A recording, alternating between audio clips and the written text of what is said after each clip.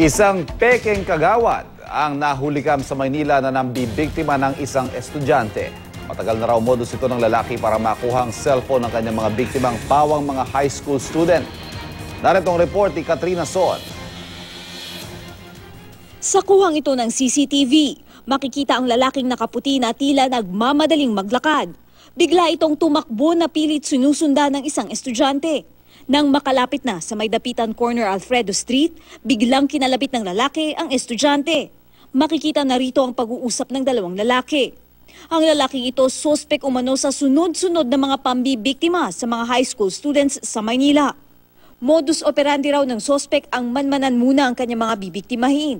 Sisitahin ng mga biktima na nagtapon daw ng basura o kaya naman ay kumain daw sa isang fast food o coffee shop pero hindi nagbayad.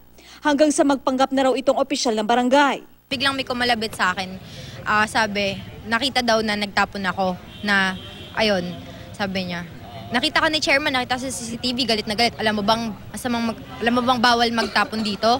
Dito na raw pagagalitan ng mga estudyante hanggang sa di na makasagot pa ang mga ito. Kunwaring tatawagan ng mga kamag-anak ng biktima gamit ang kanilang mga cellphone hanggang sa tatangayin na niya ito. At habang nagpapatrolya kahapon sa Barangay 470, dito na nila nahuli ang sospek sa tulong ng mga taga-barangay. Kami naman nagro-rubing sa kabila.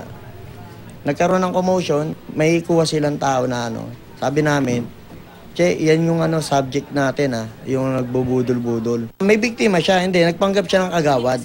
Kung tutusin, puro high school, pero talaga sunod-sunod Talagang tututusin nga parang weekly. At worst pa nga sa isang linggo, parang meron pa atang dalawa. Talagang binabalik-balikan niya talaga. Nakilala ang sospek na si Jason Cruz na taga Quezon City. Inamin naman ng sospek ang mga nagawa. Nalulong lamang daw siya sa sugal at walang mapagkukunan ng pera. Yan lang po alam ko madaling trabaho, manloko. Tinatakot ko lang po. Pananakot lang po. Yan lang po. Nasanabi ko may ginawang kasalanan. Ang ginawa niyang trauma sa mga bata, ang laki-laki ng katawan niya, ayaw magtrabaho. Hindi ba? Lahat tayo, kahit na papano, nagtatrabaho tayo ng maayos. Kasalukuyang nakapiit ngayon ng sospek sa MPD Station 4. Para sa unang balita, Katrina Son reporting.